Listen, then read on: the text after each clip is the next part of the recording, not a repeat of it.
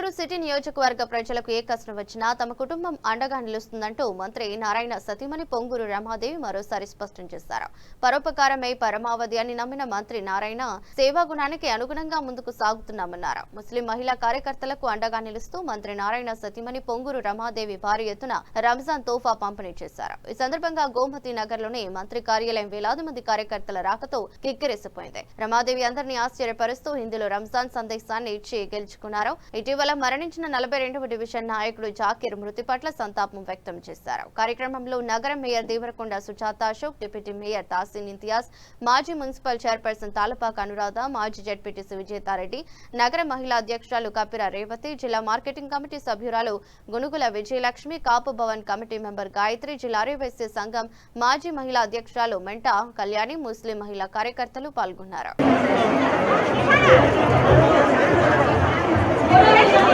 నా హృదయపూర్వకమైన శుభాకాంక్షలు.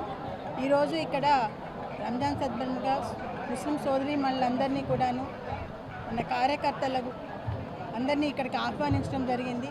మా ఆహ్వానాన్ని మన్నించి వచ్చిన సోదరీమణులందరికీ కూడాను నా ప్రత్యేకమైన శుభాకాంక్షలు మరియు నా ధన్యవాదాలు.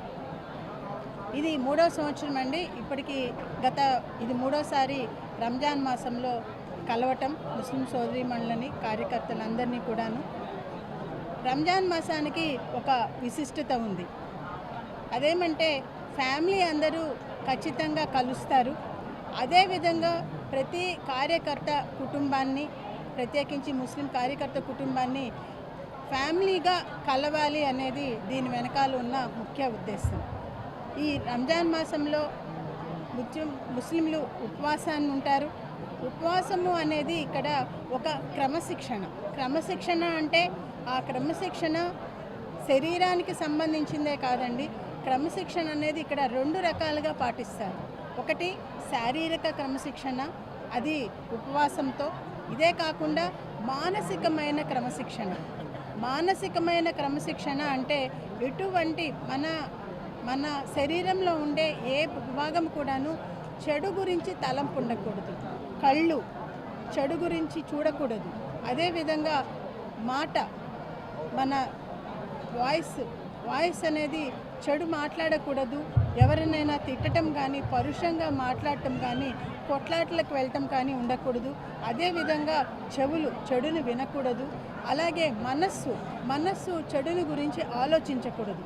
ఈ రకంగా మన శారీరకంగాను తర్వాత మానసికంగాను 2 విధాలుగా కూడాను మనల్ని మనము కంట్రోల్లో ఉంచుకోవాలి అనేది ఈ రంజాన్ మాసంలో ఉండే ప్రత్యేకమైన విషయం. ఈ విషయము నాకైతే చాలా మంచిగా అనిపిస్తుందండి. ఇది మొదటి